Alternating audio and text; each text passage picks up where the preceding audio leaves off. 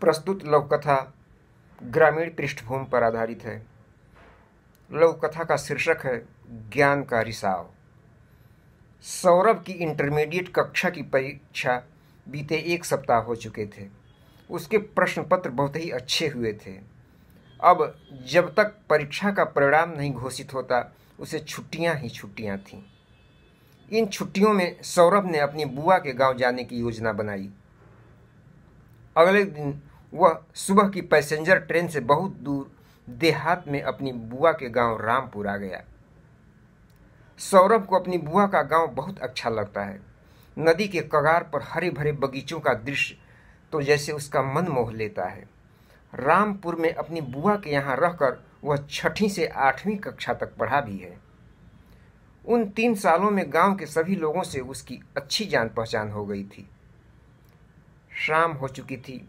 सौरभ आम के फलों से लदे बगीचे की ओर जाने के लिए तैयार ही हो रहा था कि तभी उसे गांव के पश्चिम दिशा में लोगों का शोरगुल सुनाई पड़ा। वह भी वहां तत्काल पहुंच गया। उसने देखा एक गरीब किसान की झोपड़ी में आग लगी थी। लोगों के आग बुझाने के बहुत प्रयास के बाद भी झोपड़ी का काफी हिस्सा जल गया। उसमें एक गाय भी जलकर मर गई थी। यह दृश्य देख सभी लोग बहुत ही दुख व्यक्त कर रहे थे। किसान परिवार के सभी सदस्यों की आंखों में आंसू भर आए थे, क्योंकि उनकी प्यारी गाय तो आग से जलकर मर ही गई थी। उनके रहने का ठिकाना भी नष्ट हो गया था। बाद में सौरभ को किसी ने बताया कि गांव का ही एक लड़का दिनेश, जो सिगरेट बहुत पीता है, उसने गली से गुजरते हुए सिगरेट पीकर उसका जलता टुकड़ा किसान की झोपड़ी पर अनजाने में फेंक दिया था, जिससे आग लग गई थी। दिनेश नाम सुनकर सौरभ एक पल के लिए चौंक सा गया। जब वह रामपुर में 3 सालों तक रहकर पढ़ा था तो दिनेश उसकी कक्षा में ही पढ़ता था। उसे याद हो आई एक घटना।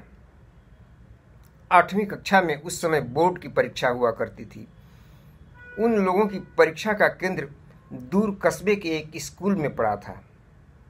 सभी लड़के अपनी अपनी व्यवस्था के अनुसार कस्बे में जहां तहां किराए का कमरा लेकर रहते थे। सौरभ जहां अपने एक सहपाठी के साथ रहता था, उसके बगल के कमरे में दिनेश भी एक दूसरे सहपाठी के साथ रहता था। एक दिन सौरभ बाजार से एक सुराही खरीद लाया। उसका ठंडा पानी अक्सर दिनेश भी बगल के कमरे से आकर पीता था।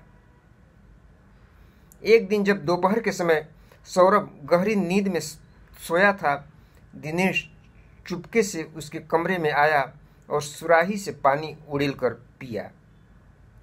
फिर उसके मन में एक शरारत सूझी।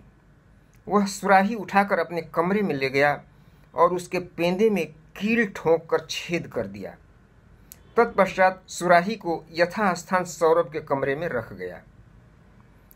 कुछ देर बाद जब सौरभ की नींद खुली तो वह पानी पीने के लिए सुराही के पास गया और उकड़ू बैठकर गिलास में पानी भरना चाहा तो उसे पता चला कि सुराही में पानी ही नहीं है। वह सुराही में झांक कर देखने लगा तो बगल के कमरे से दिनेश की ठहाके भरी हंसी गूंज उठी। बाद में उसे यह पता चला कि दिनेश ने मजाक में उसकी सुराही के पेंदे में कील ठोंक कर छेद कर दिया था। सौरभ ने दिनेश को कुछ न कहकर इस घटना को हंसी में ही उड़ा दिया। उसी दिन शाम को जब सौरभ बाजार की उसी दुकान पर पुनः सुराही खरीदने गया तो सुराही बेचने वाला बूढ़ा आदमी उसे पहचानते हुए बोला, भैया जी, आपकी सुराही 4-5 दिनों में ही टूट गई। मेरी सुराहियां तो इतनी कमजोर नहीं हैं। सौरभ ने उसे बताया, दादाजी, आपकी सुराही तो मजबूत ही थी, पर मेरे एक सहपाठी ने मजाक में उस सुराही के पेंदे में छेद कर दिया।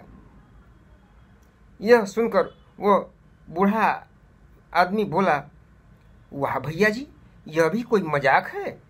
आपके सहपाठी ने आज आपकी सुराही में छेद कर दिया। आप दूसरी सुराही खरीद लेंगे, पर ऐसा करके जो छेद उन्होंने अपने चरित्र में कर लिया है वह तो रहेगा ही, जिससे ज्ञान का रिसाव जीवन भर होता रहेगा। सौरभ को उस सुराही बेचने वाले बूढ़े व्यक्ति की कही बात याद आ गई। वह मन ही मन सोचने लगा, क्या दिनेश के चरित्र में सचमुच छेद हो गया है, जिससे आज 4-5 साल बाद भी उसके ज्ञान का रिसाव जारी है।